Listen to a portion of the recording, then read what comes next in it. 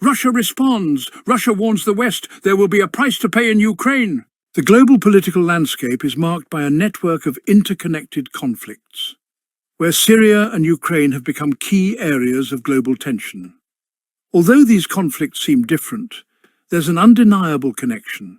The actions of Western powers in Syria have had consequences that, according to analysts and observers, could be directly influencing Russia's approach in Ukraine. The link between these two areas is reflected in a growing perception that Russia has adopted a strategy of indirect retaliation.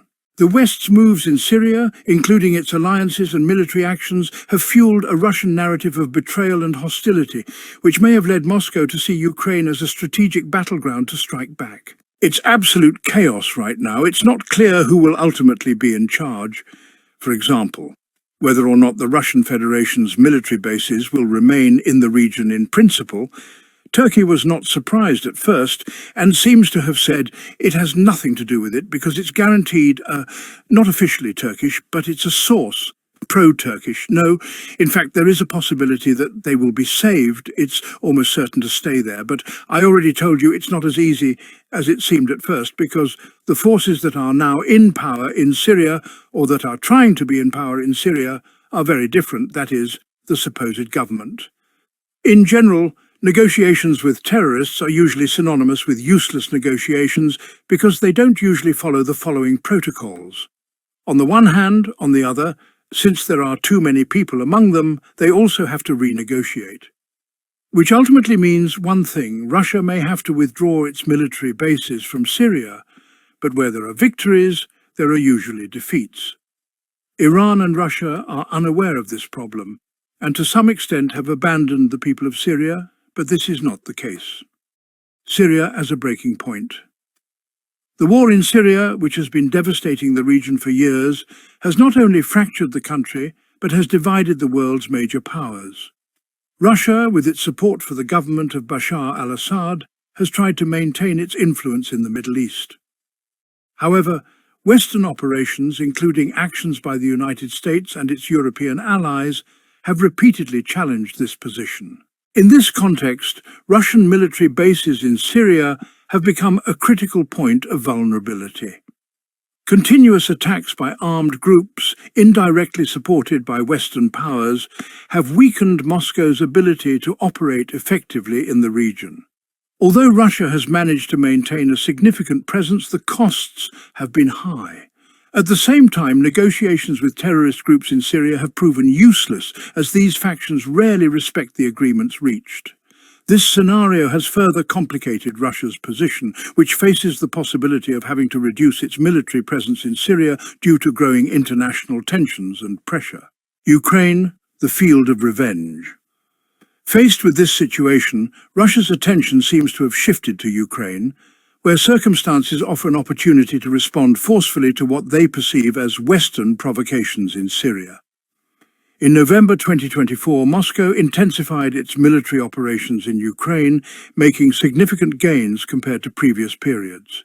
These actions are not only military in purpose, but also symbolic. Ukraine has become a ground where Russia can exert pressure on the West, demonstrating its ability to counter Western strategies in other parts of the world. By striking hard in Ukraine, Moscow is sending a clear message. Actions in Syria will not go unanswered. We have another direction from which the Russian Federation is likely to launch an attack, which is near Novkov-Kabalabel. That is this point on the map. But the truth is that the terrain there is much flatter. So there are very few places where Russian Federation troops can be effectively covered, which makes them more vulnerable to any type of attack by Ukrainian troops. This is also a tactical and strategic improvement in adjacent strategic locations, taking into account, of course, that the first option, the energy line, will also be offered to the Russian Federation. Well, the fact of the protection, or the negative possibility of providing minimal protection to the Zaporizhzhia nuclear power plant, which happens to be located in the energy city of Odar, and which today is also the subject of occasional armed attacks. The Ukrainian forces on the one hand, on the other hand, as we have already mentioned, of course, will open up many opportunities in the direction of progress at the front. So in terms of Ukraine's defense, it will create a lot of complications for Ukraine due to the lines of defence that Ukraine must maintain along the entire front. Reserves are already very low because, apart from adding additional offensives this winter, you'll tell me how great it is that maybe it doesn't exist, or that it's not carried out in Gershom County. The front in Gershwin. The Gershwin region of southern Ukraine has emerged as a key battleground in this strategy of retaliation. This area, now part of the Russian Federation following the annexations of 2022, is considered strategically vital by Moscow. Controlling Gershwin not only secures a strong defensive position, but also provides a base for launching offensives into other key areas of Ukraine. In particular, the fight for the islands of the Dnieper River has intensified, becoming a crucial point of conflict. These islands offer little space to establish defensive positions, making them difficult terrain for both Russian and Ukrainian troops. However, their strategic location makes them essential for any operation in the region. Russia has opted to build solid bridgeheads on these islands, using their control to advance into Ukraine's interior.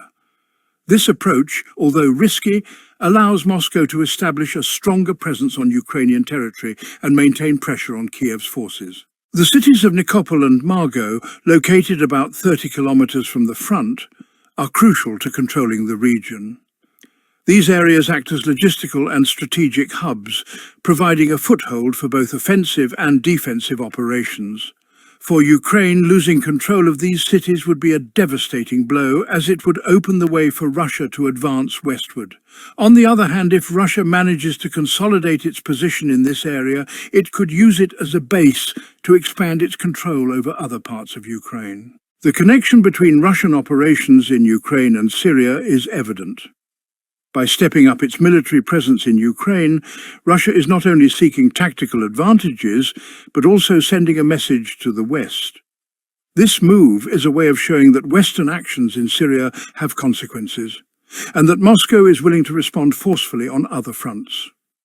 Furthermore, by diverting resources to Ukraine, Russia may be seeking to consolidate its position in Eastern Europe, while reducing its dependence on operations in Syria. This approach allows Moscow to focus on a single front, where it has a better chance of success. Future implications. The conflict in Ukraine is far from over, and Russia's actions suggest that Moscow is prepared to play a long game. By connecting tensions in Syria with operations in Ukraine, the Kremlin has created a multifaceted strategy that seeks to maximize its opportunities while minimizing its vulnerabilities. For its part, the West faces a dilemma. Sanctions and military support for Ukraine have had a limited impact on Russia's ability to operate in the region.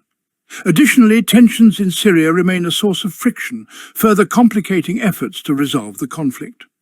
Ultimately, the link between Syria and Ukraine underscores the complexity of modern international relations. Every action has repercussions that are felt on multiple fronts, and world powers must carefully navigate this terrain to avoid further escalation.